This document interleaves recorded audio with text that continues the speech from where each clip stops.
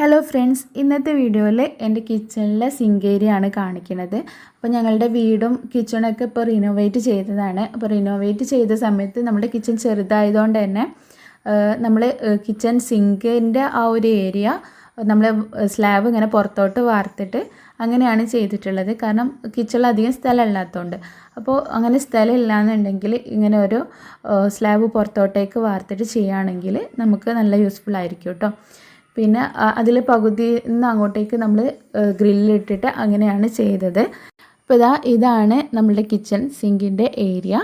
Double bowl സിങ്കാണ് കേട്ടോ ഞാൻ വാങ്ങിയത്, സ്റ്റീലിൻ്റെ. നമ്മൾ ഇപ്പോൾ കാണുന്ന ആ ഒരു സ്ക്വയർ ടൈപ്പ് ഉണ്ടല്ലോ, ഹാൻഡ് മെയ്ഡ് കിച്ചൺ സിങ്ക്, അത് എനിക്ക് ഇഷ്ടമായില്ല കേട്ടോ. കാരണം ഞാൻ അത് ഉള്ളവരോടൊക്കെ ചോദിച്ചപ്പോൾ അത് ക്ലീൻ ചെയ്യാനൊക്കെ ബുദ്ധിമുട്ടാണ് എന്നാണ് പറഞ്ഞത്. പിന്നെ അത് മാത്രമല്ല, നമ്മൾ ഈ സാധാരണ സിങ്കിനുണ്ടാവുന്ന ഒരു ഷൈനിങ് ഒന്നും ഹാൻഡ് മെയ്ഡ് ആയിട്ടുള്ള ഒരു സിങ്കിൽ എനിക്ക് തോന്നിയിട്ടില്ല കേട്ടോ. അതുകൊണ്ട് തന്നെ ഞാൻ ഈ നോർമൽ ഡബിൾ ബൗൾ സിങ്ക് മതി എന്ന് പറഞ്ഞിട്ട് അങ്ങനെ വാങ്ങിയതാണ് ഇത്. ഈ ഒരു സിങ്കിലേക്കുള്ള ടാപ്പ് ഇതേപോലെ സെൻറ്ററിലാണ് കൊടുത്തത്. ഈ ഒരു ടാപ്പ് രണ്ട് സൈഡിലേക്കും ഇങ്ങനെ തിരിക്കാൻ പറ്റുന്നതാണ്. ഏത് സിങ്കിലേക്കാണ് നമുക്ക് ടാപ്പ് വേണ്ടത് ആ ഒരു സൈഡിലേക്ക് ഇങ്ങനെ തിരിച്ചു കൊടുക്കാൻ പറ്റും കേട്ടോ. അപ്പോൾ അങ്ങനെയാണ് ഈ ഒരു ടാപ്പ് ഉള്ളത്.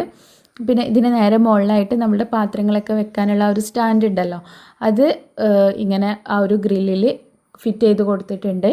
ഈ ഒരു സ്റ്റാൻഡ് ഞാൻ നമ്മുടെ SM സ്ട്രീറ്റിൽ നിന്ന് ഒരു ഹോൾസെയിൽ ഷോപ്പിൽ നിന്ന് വാങ്ങിയതാണ്.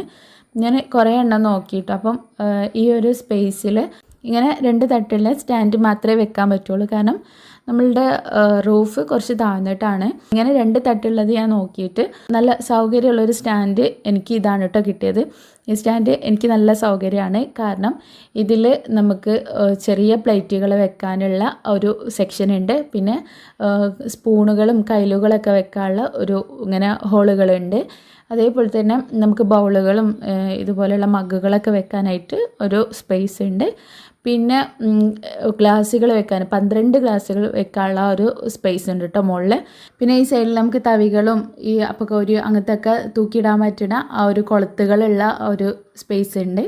പിന്നെ മുകളിൽ നമ്മൾ സാധാ ഭക്ഷണമൊക്കെ കഴിക്കുന്ന വലിയ പ്ലേറ്റുകൾ വെക്കാനുള്ള ഒരു സ്പേസും കൊടുത്തിട്ടുണ്ട്. അപ്പോൾ നമുക്ക് അത്യാവശ്യമുള്ള കാര്യങ്ങളൊക്കെ വെക്കാനുള്ള ഒരു സ്പേസ് ഈ ഒരു സ്റ്റാൻഡിലുണ്ട് കേട്ടോ. അപ്പോൾ ഇങ്ങനത്തെ സ്റ്റാൻഡ് വാങ്ങുമ്പോൾ നമുക്ക് ആവശ്യത്തിനുള്ള സ്പേസും കാര്യങ്ങളൊക്കെ ഉണ്ടോയെന്ന് നോക്കിയിട്ട് വാങ്ങാം. പിന്നെ ഈ ഒരു ലെഫ്റ്റ് സൈഡിലായിട്ട് ഞാൻ ഇങ്ങനൊരു സ്റ്റീലിൻ്റെ ഹാങ്കർ സ്ക്രൂ ചെയ്ത് വെച്ചതാണ് കേട്ടോ. അതും ഞാൻ ആ ഒരു ഷോപ്പിൽ തന്നെയാണ് വാങ്ങിയത്. ഈ ഒരു ഹാങ്കറും ഇത് നമ്മൾ സ്ക്രൂ ചെയ്ത് ഫിറ്റ് ചെയ്യിപ്പിച്ചതാണ്. ഇതിലാണ് ഈ പാനുകളും നോൺ സ്റ്റിക്ക് പാനുകളും അങ്ങനത്തെ ഹാങ് ചെയ്ത് വെക്കുന്നൊക്കെ ഉണ്ടല്ലോ, അതൊക്കെ ഹാങ് ചെയ്ത് വെക്കൽ ഈ ഒരു ഹാങ്കറിലാണ്. പിന്നെ ഇതിൻ്റെ നേരെ തൊട്ട് താഴെ നമ്മൾ പാത്രമൊക്കെ കഴുകിയിട്ട് നേരെ ഈ ഒരു ബാസ്ക്കറ്റിലേക്കാണ് വെക്കുക. സ്റ്റീലിൻ്റെ ബാസ്ക്കറ്റാണ് കേട്ടോ. എനിക്ക് നല്ല യൂസ്ഫുൾ ആയിട്ടുള്ളൊരു ബാസ്ക്കറ്റാണിത്. കാരണം നമ്മൾ പാത്രം കഴുകിയിട്ട് വലിയ പാത്രങ്ങൾ വരെ ഇതിൽ പോകുന്നുണ്ട് കേട്ടോ. വലിയ കുക്കറും ഒക്കെ ഇതിൽ വെക്കാൻ പറ്റുന്നുണ്ട്. ഇതിൻ്റെ താഴെ ഒരു ട്രേ ഉണ്ടായിരുന്നു കേട്ടോ, വെള്ളം ഇറ്റുന്നത്. അത് ഞാൻ എടുത്തിട്ട് മിക്സ് ചെയ്തൊക്കെ വെക്കാൻ വേണ്ടിയിട്ട് യൂസ് ചെയ്തതാണ്. ഇതിൻ്റെ മുന്നേ ഞാനൊരു വീഡിയോയിൽ കാണിച്ചിട്ടുണ്ടായിരുന്നു. അപ്പം കാരണം ഇതൊരു കിച്ചൺ സിങ്ക് ഏരിയ ആയിട്ട് അങ്ങനെ നിൽക്കല്ലേ, കൗണ്ടർ ടോപ്പ് വേറെ ആയിട്ടുള്ള ഇല്ലല്ലോ. അപ്പോൾ ഇതിൻ്റെ വെള്ളമൊക്കെ ആ ഒരു സിങ്കിലേക്ക് തന്നെയാണ് പോവുക. ഇനി ഇതിൻ്റെ താഴെ വെള്ളമാണെങ്കിലും ജസ്റ്റ് ഒന്ന് തുടച്ചു കൊടുക്കും ഞാൻ. അപ്പോൾ അവിടെ ഒരു ട്രേൻ്റെ ആവശ്യം ഉണ്ടെന്ന് എനിക്ക് തോന്നിയില്ല കേട്ടോ. അതിനുകൊണ്ടാണ് അത് അവിടെ നിന്ന് എടുത്തത്. പിന്നെ ഇവിടെയാണ് കട്ടിംഗ് ബോർഡ്, ആ ഒരു ബാസ്ക്കറ്റിൽ തന്നെയാണ് വെക്കൽ. പിന്നെ കിച്ചൺ സിങ്കിൻ്റെ റൈറ്റ് സൈഡിലായിട്ട് നമ്മൾ പാത്രം കഴുകുന്ന സോപ്പ് വെച്ചിട്ടുണ്ട്. പിന്നെ നമ്മൾ കൗണ്ടർ ടോപ്പൊക്കെ തുടയ്ക്കുന്ന ആ ഒരു ക്ലോത്ത് ഉണ്ടല്ലോ, അത് വിരിച്ചിടാൻ വേണ്ടിയിട്ട് ഒരു കമ്പി ഇതേപോലെ ഫിറ്റ് ചെയ്തിട്ടുണ്ട്. ഇതെങ്ങനെ വെച്ചതെന്ന് വെച്ചാൽ ഞാൻ മീഷോന്ന് നമ്മുടെ കർട്ടൻ്റെ ഒരു ക്ലിപ്പ് ഉണ്ടല്ലോ, അത് വാങ്ങിയിട്ടുണ്ടായിരുന്നു, അതിൻ്റെ ഒരു സെറ്റ്. അതിങ്ങനെ വെച്ചിട്ട് അതിലൊരു കമ്പി ഉണ്ടായിരുന്നു ഇവിടെ, അതിവിടെ വെച്ച് ഫിറ്റ് ചെയ്ത് കൊടുത്താൽ കേട്ടോ. അതിലാണ് ഈ ക്ലോത്തൊക്കെ വിരിച്ചിടുന്നത്. അപ്പോൾ അവിടെ ഡ്രൈ ആവാനൊക്കെ ഈസിയാണ്. പിന്നെ ആ ഒരു കോർണറിൽ ഒരു ഓർഗനൈസറിൽ ക്ലീനിങ് ബ്രഷുകളും ഹാൻഡ് വാഷും പിന്നെ സ്റ്റീലിൻ്റെ സ്ക്രബുകളൊക്കെ ഓർഗനൈസ് ചെയ്ത് വെച്ചിട്ടുണ്ട്. ആ ഒരു ഓർഗനൈസർ ഞാൻ നമ്മളുടെ SM സ്ട്രീറ്റിൽ ഏതെടുത്താലും 30 രൂപ എന്ന് പറഞ്ഞിട്ടുള്ളൊരു ഷോപ്പുണ്ട്, അവിടുന്ന് വാങ്ങിയതാണ് കേട്ടോ. അപ്പോൾ ആ ഒരു ഷോപ്പിൽ എന്തൊക്കെയാണ് ഉള്ളത്, പിന്നെ എന്തൊക്കെയാണ് വാങ്ങിയത് എന്നുള്ളതൊക്കെ ഞാൻ ഒരു സെപ്പറേറ്റ് വീഡിയോ ആയിട്ട് ചെയ്തിട്ടുണ്ട്. അതിൻ്റെ ലിങ്ക് ഞാൻ ഡിസ്ക്രിപ്ഷനിൽ കൊടുക്കാം. ആ വീഡിയോ കാണാത്തവരാണെങ്കിൽ ഒന്ന് കണ്ടു നോക്കണേ. പിന്നെ ഈ ക്ലീനിങ് ബ്രഷുകളൊക്കെ ഞാൻ വാങ്ങിയത് അവർ ഷോപ്പിൽ നിന്ന് പറഞ്ഞിട്ടുള്ള ഒരു ഓൺലൈൻ സ്റ്റോർ ഉണ്ട്, അവിടെ നിന്നാണ് വാട്സപ്പ് വഴിയാണ് കേട്ടോ ഞാൻ ഓർഡർ ചെയ്തത്. അപ്പം അതിൻ്റെയും ഒരു വീഡിയോ ഞാൻ ചെയ്തിട്ടുണ്ട്, അതിൻ്റെയും ലിങ്ക് ഞാൻ ഡിസ്ക്രിപ്ഷനിൽ കൊടുക്കുക, കാണാത്തവരൊന്ന് കണ്ടുവെക്കാം. വേറെയും ഐറ്റംസ് ഞാനൊരു സ്റ്റോറിൽ നിന്ന് വാങ്ങിയിട്ടുണ്ട് കേട്ടോ. പിന്നെ ആ ഒരു സൈഡിൽ തന്നെ വൈപ്പർ ഹാങ് ചെയ്ത് വെച്ചിട്ടുണ്ട്. പിന്നെ കിച്ചൺ സിങ്കിൻ്റെ അടുത്ത് ഒരു ഹാൻഡ് വാഷ് ഉള്ളത് എപ്പോഴും നല്ലതാണ്. നമ്മൾ മീൻ മുറിച്ചൊക്കെ കഴിഞ്ഞാൽ കൈ കഴുകണമെങ്കിലും അതുപോലെ തന്നെ കിച്ചൺ സിങ്ക് കഴുകി കഴിഞ്ഞാൽ അല്ലെങ്കിൽ കൗണ്ടർ ടോപ്പൊക്കെ തുടച്ച് കഴിഞ്ഞാലൊക്കെ നമുക്ക് കൈ കഴുകണം എന്നുണ്ടെങ്കിൽ ഹാൻഡ് വാഷ് ഉപയോഗിച്ചിട്ട് കഴുകാം. അപ്പോൾ ഒരു ഹാൻഡ് വാഷ് നമ്മൾ കിച്ചണിൽ വെക്കുന്നത് നല്ലതാണ്.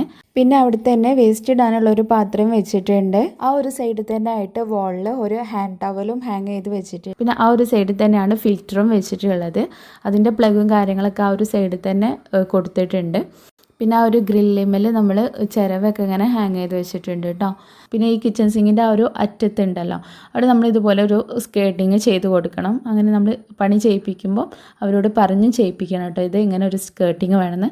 കാരണം നമ്മൾ പാത്രം കഴുകുമ്പം അതിൻ്റെ വെള്ളം ഇങ്ങനെ പുറത്തേക്ക് ചിലപ്പോൾ ഒലിക്കാനുള്ള ഒരു ചാൻസ് ഉണ്ട്. അപ്പോൾ ഇതേപോലെ ഒരു സ്കേർട്ടിങ് വെച്ചാൽ വെള്ളം പുറത്തേക്ക് വരില്ല, നല്ല നീറ്റായിട്ട് അവിടെ ഉണ്ടാവും. ഇതാണ് നമ്മുടെ കിച്ചൺ സിങ്ക് ഏരിയ. ഇങ്ങനെയാണ് ഞാൻ ഓരോ കാര്യങ്ങളും അറേഞ്ച് ചെയ്ത് വെച്ചിട്ടുള്ളത്.